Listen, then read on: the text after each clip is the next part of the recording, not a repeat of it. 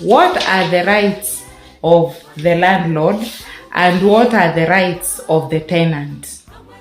It is paramount to note that when you lease a house or a business premises, you as the tenant, you have rights, and also the landlord have their own rights. For example, as a tenant, you have the obligation to pay rent, and you also have a right to enjoy quiet possession.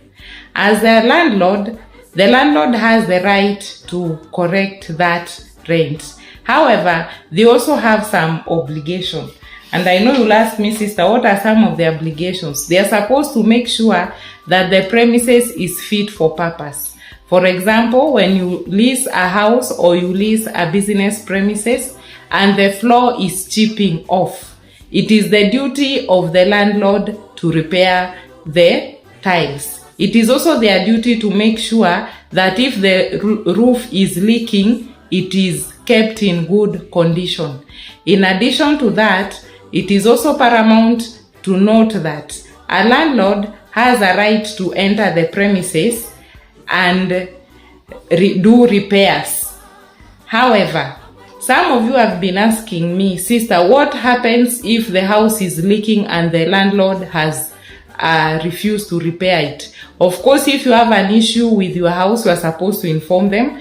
If they do not repair, kindly do an official written letter to them stating that the kitchen is, maybe the roof has an issue or the tiles have issues. If the landlord ignores and they do not repair, go ahead, repair, keep your receipts. At the end of the month when you are supposed to go and pay rent, you have a right as a tenant to be restituted.